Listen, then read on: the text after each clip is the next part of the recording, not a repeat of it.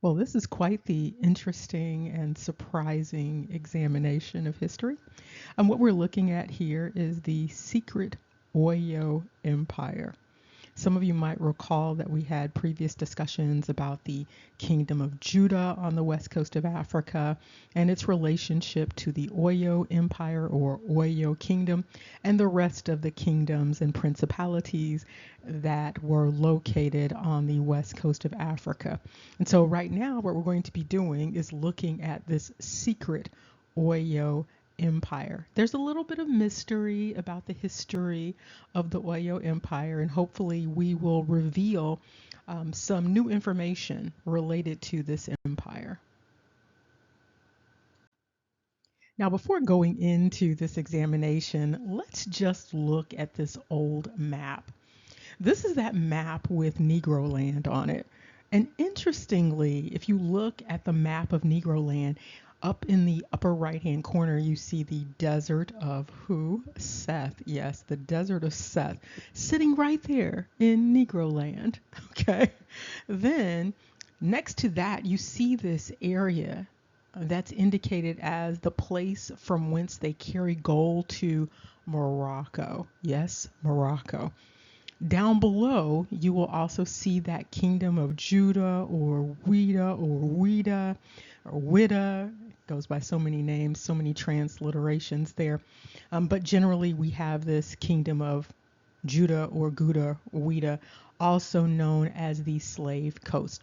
Now, why was it called the Slave Coast? It's because this was the biggest slave trading area during that time. And so this kingdom of Judah was the big slave trading kingdom.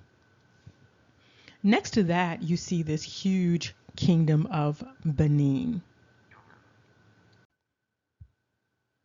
So starting off, we're just going to clarify a little bit about the origins of the Oyo Empire. This is an empire, sometimes known as a kingdom, that was founded in what would be considered the Yoruba linguistic area. And so this is a Yoruba kingdom or empire. It was a kingdom or empire. Specifically, it was a slaving empire. So this was a Yoruba slaving empire or kingdom. Now, of course, this is the obvious history, but we're going to get into the secret history in just a second. And so what we also see related to Oyo, of course, is that kingdom of Judah, Alada, and Dahomey. And so currently what we have with respect to the Oyo Kingdom or Oyo Empire location is that it was geographically located in the area that is now known as Benin and Nigeria. We're not going to waste much time dealing with this secret identity of the Oyo Empire. Apparently, the Oyo Empire was some compilation empire comprised primarily of black and white Scots. Their totem, their animal totem, was the owl. And you're going to see why this is significant as we go along. Now, not only do we see that this Oyo kingdom is the kingdom of the secret Scots, but there is another group identified with this particular kingdom. And yes, that other group would be the Moors. And so the two secret groups associated with the Oyo Empire, these two groups are the secret Scots and the secret Moors. And generally speaking, we are talking about the same people. Now we're just going to look at a little bit of background information related to the Oyo Empire. Britannica offers that this Oyo Empire was a Yoruba state north of Lagos. And this is in present day southwestern Nigeria. And so this is an interesting location in terms of Nigeria's history. It indicates here that this was a dominating force during its height between 1650 and 1750.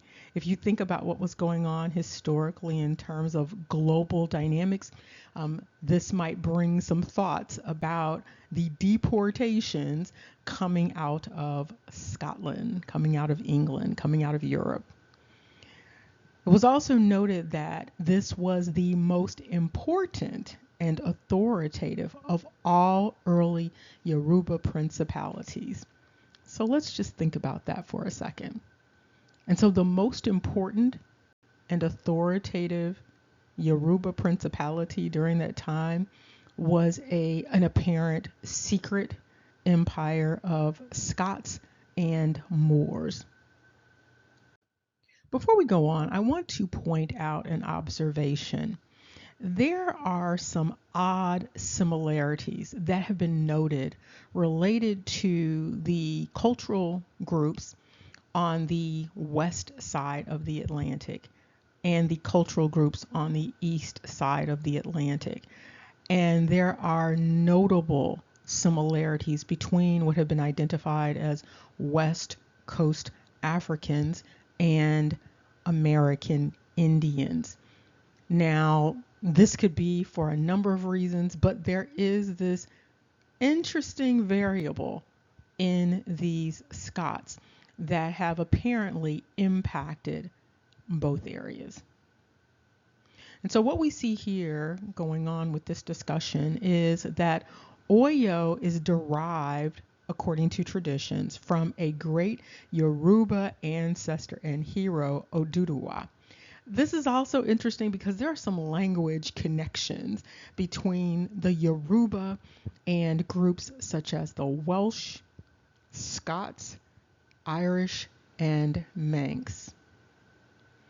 It goes on to indicate that there were waves of immigrants that came into Yoruba land between 700 and 1000. The second settling at Oyo in the open country north of the Guinea forest. And you've already seen on the map where these various places are located or were located. It also indicates that this second state became preeminent among all Yoruba states again here because of its favorable trading position, its natural resources, and the industry of its inhabitants, okay? Now, if you recall, there were these connections between various West Coast African kingdoms and kingdoms in Europe, and they created these partnerships based upon coastal trade. And so sometimes some of the trading might have appeared to be based upon African kingdoms, but the kingdoms also might have been European kingdoms that were located on the west coast of Africa. So it's important to keep that in mind because there is quite a bit of responsibility that has been placed on the west coast of Africa in terms of the slave trade. But when we look at the history of the slave trade and the dynamics that were going on between the Inquisition, the doctrine of discovery, all of that stuff that was going on. Some of this looks like individuals from Europe, both black and white, sort of put on the African mantle and presented as African.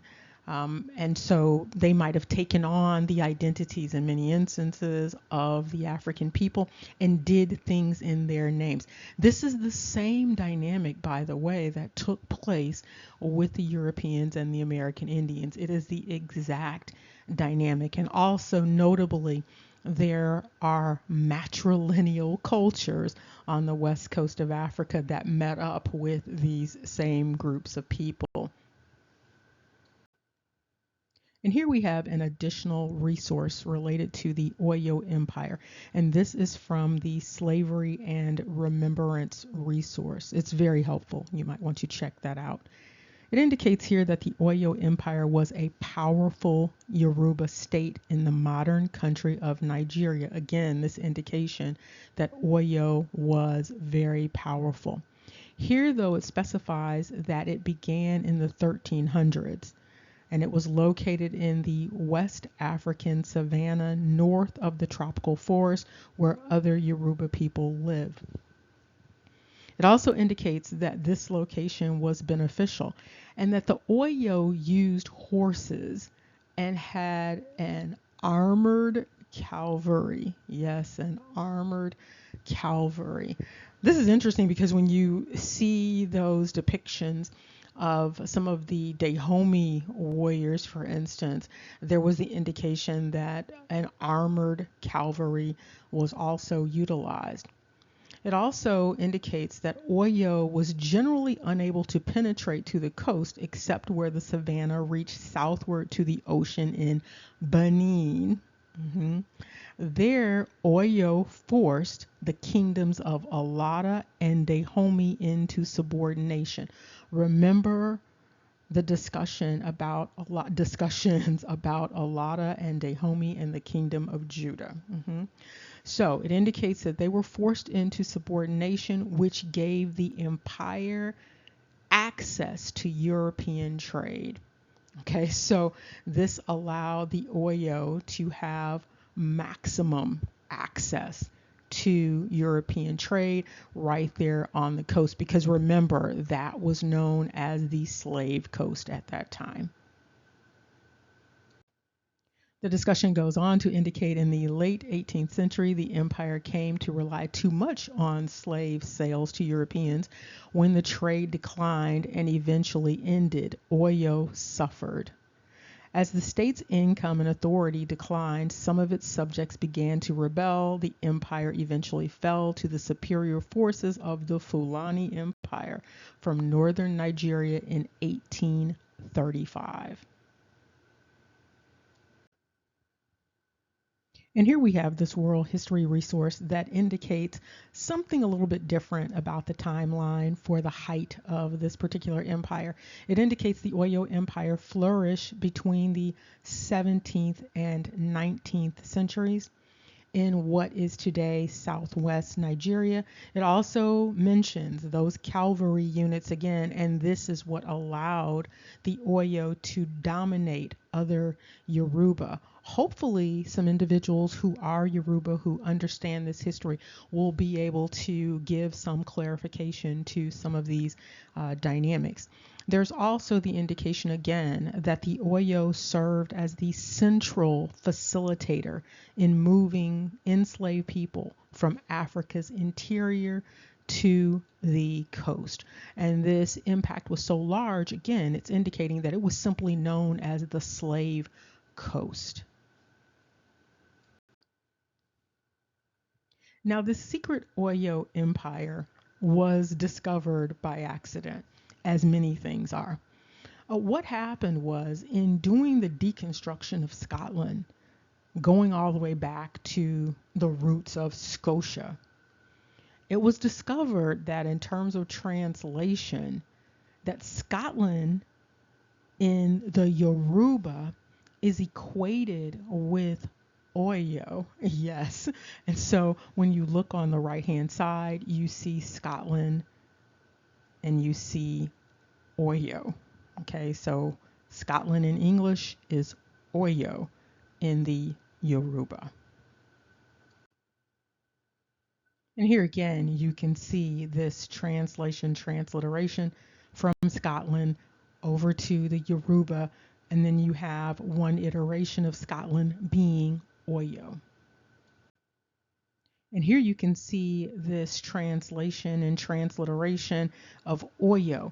Oyo in the English is translating as Oyo in the Yoruba, but under that you can clearly see Oyo as Scotland.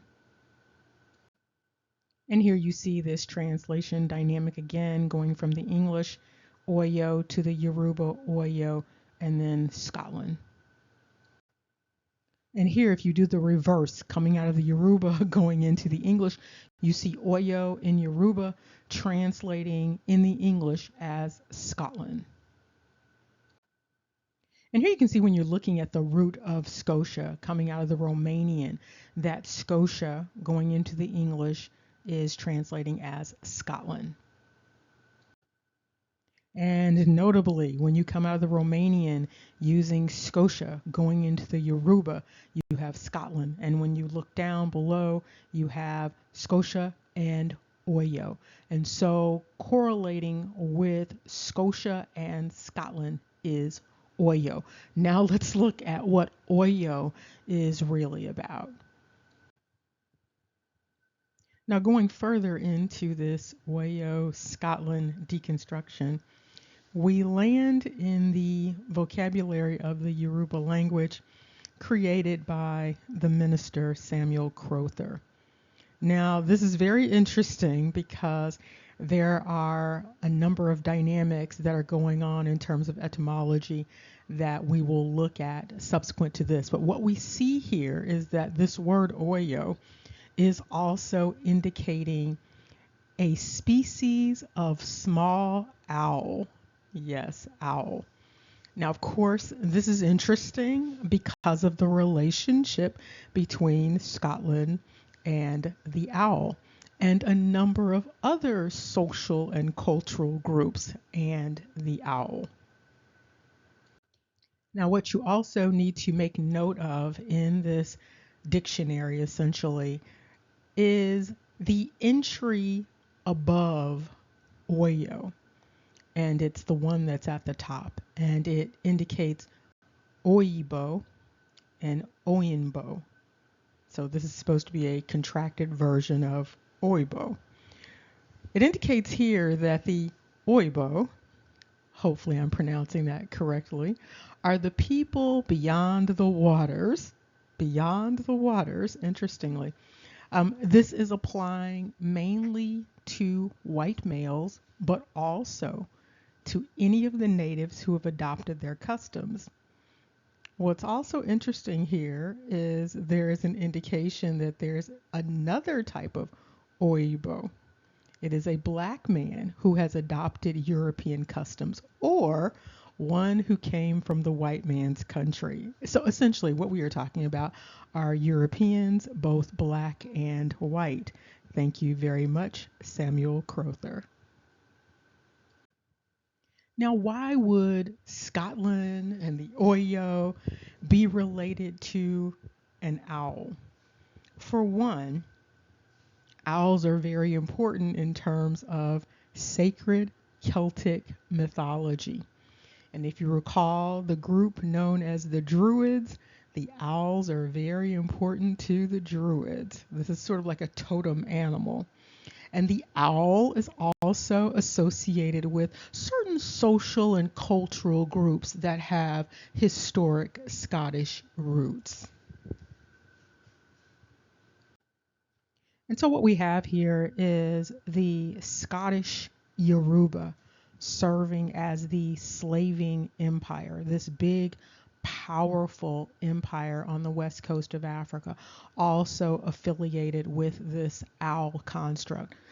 This helps to better make sense of all of the kilt wearing and the tartan wearing that has been observed in Nigeria. Also, the bagpipe playing dynamic that has been noted in Nigeria. And so we have the Oyo situated in what is now Benin and Nigeria. And we know that Oyo is another word, another construct for Scotland, this owl. Well, there's another relationship that was previously noted between Benin and Scotland, and it's the actual naming of the country, Benin. Where did that name come from? Well, let's see. Notably, the Benin country name comes from a Scottish surname, and that surname is Benin. Now, what's also noteworthy is that when looking at the slave voyages database, what emerges is a relationship, a trade relationship between Scotland and the west coast of Africa. And so these ships that were going into Africa, many of them were coming from Scotland. Many of them were coming from the Scotland area. And you also had ships during similar times coming out of Scotland, coming to the Americas. And so there was another type of triangle trade that was going on that included Scotland. And we also have that odd narrative about little Haifan, who was over the kingdom of Judah and all of these royal tools that were sent to him in order for him to assume his throne. His throne came from Europe. His scepter came from Europe. His crown came from Europe. And so it indicated that little Hefan was somebody that we may not be clear about, perhaps one of the stewards, who knows. But what we also have here that's really interesting with respect to this Benin construct is the Benin family has a clan motto. And the motto translates as by valor and craft of all words. Okay. So we're going to look at some of the other meanings of valor and craft. This is their motto. And here you can see some other ideas about this Benin motto. And this is for that family name, for that clan. It means by virtue and cunning. Yes, being cunning. So when you see the construct of craft, you know that it's not just about being handy, in terms of doing handiwork. By trick and power, and sly by force. And so this is quite a motto for a family to have, but it coincides with this clandestine history that we apparently have related to Scotland and the Oyo. And it's almost a certainty that there is a similar dynamic that has taken place on the east coast of the Americas. It might be even more widespread than that, but there is definitely a relationship not only between the Scots in West Africa, but the Scots and the American Indians. And so, what really needs to happen is there needs to be, again, that truth commission that we talked about before. There needs to be a different conversation going on about our histories, because there are these collective histories that we are not recognizing as collective histories, and we are sort of siloing these various histories as if they occurred in a vacuum.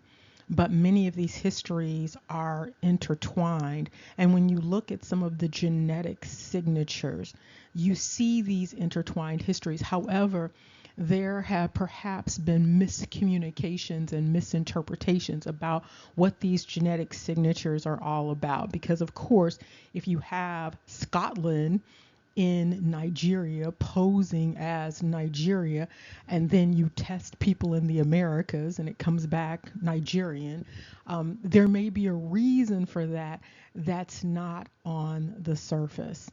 And so someone can appear as Nigerian but actually be something else, because Nigeria is really a new construct. It's something that was superimposed onto the collective of people there.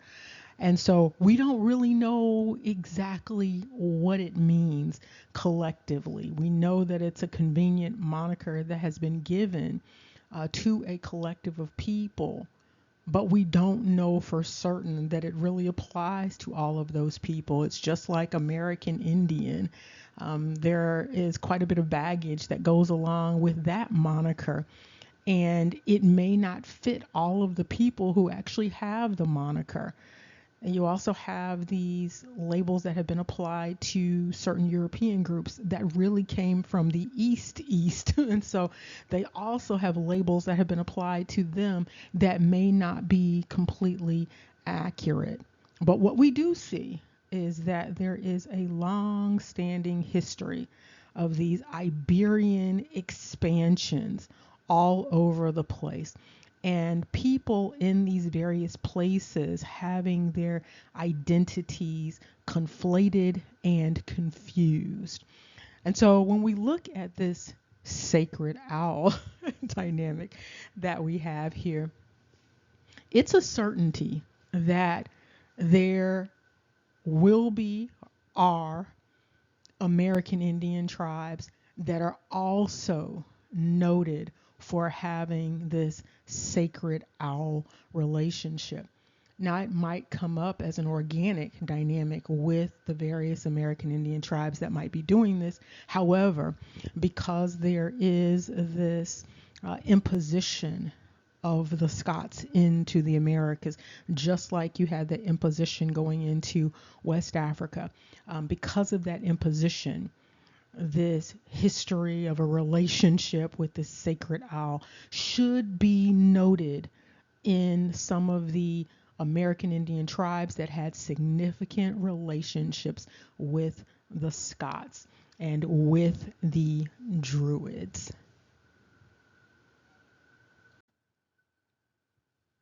Now, of course, this analysis would not be complete without a Strong's Concordance analysis. And we see some very interesting things when we look in Strong's, of course.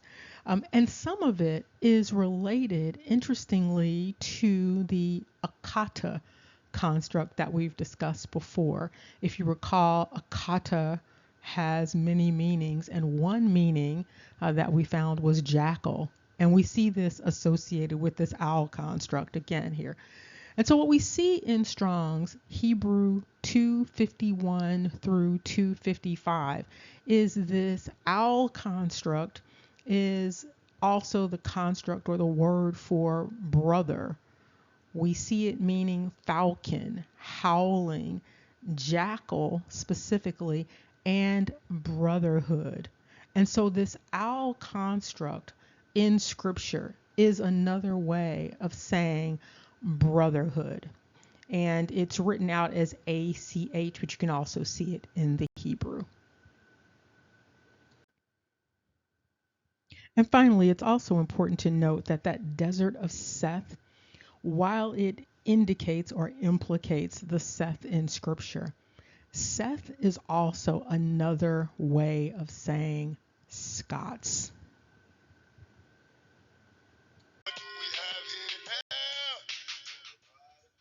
Attention, best man, please, Father. I'm a ghost. Go to the killing fields. What we have here now.